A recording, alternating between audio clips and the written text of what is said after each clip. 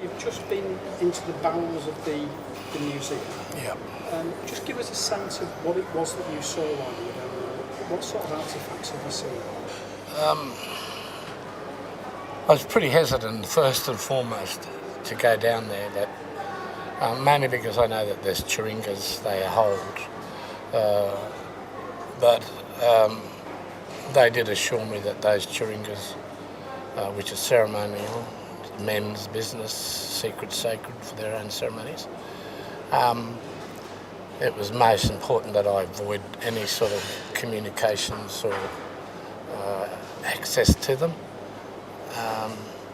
But when I went down and had a look, it was interesting to see. It's a very small collection,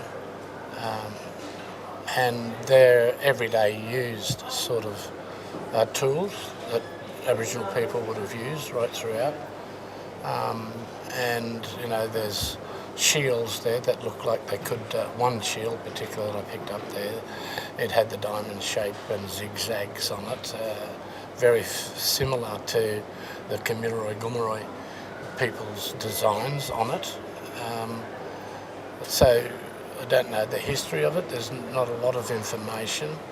I need to assess the documentation, I suppose, and to find out who donated it, whether it was donated and all that sort of thing, and whether there's a community of origin identified in it, so that we can take it home to the people and basically let them know what the Discovery Museum now is basically now holding in that collection.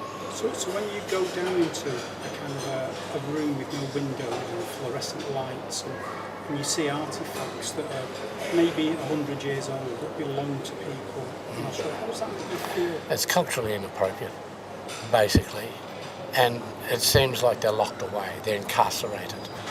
That's what occupation's all about, and they're occupying these things. They are the owners, they are the collectors. It's somebody else basically having ownership and control and management of our material, and they shouldn't have. And they should have at least by now repatriated those. It's been over 20 years almost for the British working groups guiding principles on long-term care management and repatriation of our ancestral remains and cultural material.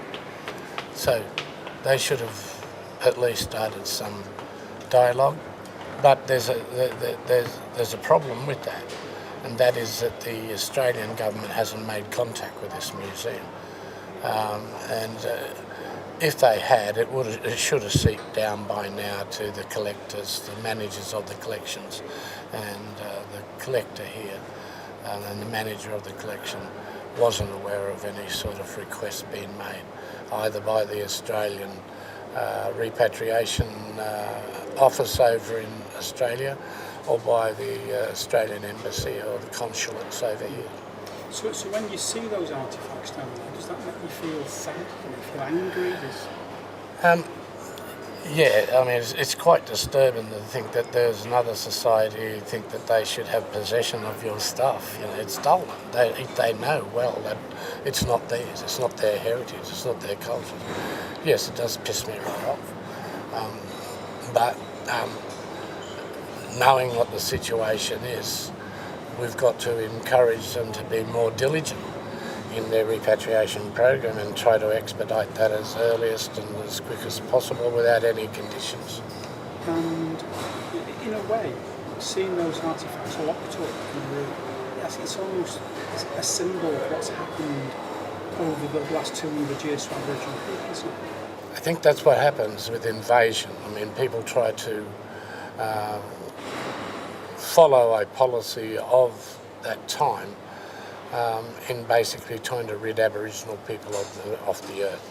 And there was exclusion, extermination, exclusion, extermination, and all that went on.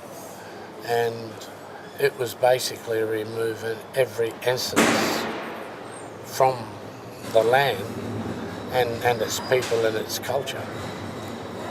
to me, that's a form of genocide. And if you impart in full, physically or psychologically, destroy people's culture, then you've basically committed a crime against humanity. That is a crime of genocide. And people aren't taking this seriously, that they're involved in genocide, and they're basically withholding stuff from Aboriginal people who have a everyday practice that those tools could be used for and back in their community. These tools belong to old men and old women, 200 years ago, maybe even older. They belong to them. Their scent and everything else is on that, and that's got to be back in that community. It's wrong. It's barbaric, even if you've got ancestral remains and biological tissues as well. I mean, what sort of a crazy world and thinkers would be doing that when, they may be carrying out a lot of research in that, but there is really no benefit in that research. The only benefits that come out of that is for those scholars or those people in those disciplines, and it's not going to affect my rights to land or my rights to my culture, my rights to the survival of my culture, or, the basically revival of my culture.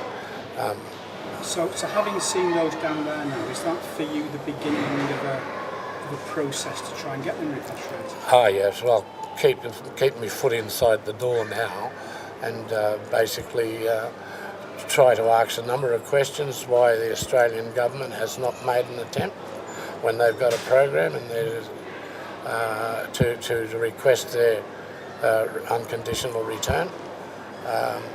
We will, from the inventory that we've got there now, we can go back and basically try to identify those communities and let those communities know what this museum has and find out what they want to do about it.